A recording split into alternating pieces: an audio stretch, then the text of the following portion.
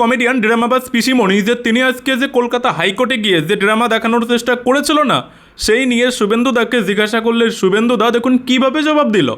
আমার অনেক কাজ জানেন তো,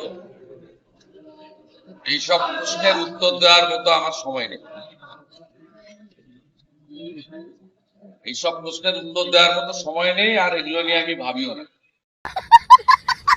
দেখুন শুভেন্দুদার এই কথা শুনে এবং বডি ল্যাঙ্গুয়েজ দেখে জানি না আপনারা কেউ কিছু বুঝতে পেরেছেন কিনা, বাট আমি একটা জিনিস খুব ক্লিয়ারভাবে বুঝতে পেরেছি, আর সেটা হলো শুভেন্দুদার বলার তো অনেক কিছু ইচ্ছা ছিল, বাট শুভেন্দুদা বলেনি। কারণ শুভেন্দুদা এখন এই মুহূর্তে মুখ্যমন্ত্রী, তাকে কোনো রকমের কোনো কিছু বলতে গেলে সবার আগে তাকে দুবার ভাবতে হবে, তারপরেই সে বলবে। শুভেন্দুদা কিছু বলেনি তো কি হয়েছে, কিন্তু আমরা এটা তো সবাই জানি যে 2020 থেকে যেদিন থেকে শুভেন্দুদা বিজেপিতে এসছে তারপর থেকে মমতা ব্যানার্জি শুভেন্দুদার নামটা পর্যন্ত মুখে নেয়নি।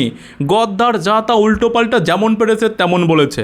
তৃণমূলের লোকেরা শুভেন্দুদাকে নিয়ে এত নোংরা নোংরা কথাবার্তা বলেছে, আজ সেই শুভেন্দুদাই আজ মুখ্যমন্ত্রী, মমতা ব্যানার্জির চেয়ারে বসে পড়েছে। তো জবাব এর থেকে দারুণ আর কোনো কিছু হতে পারে?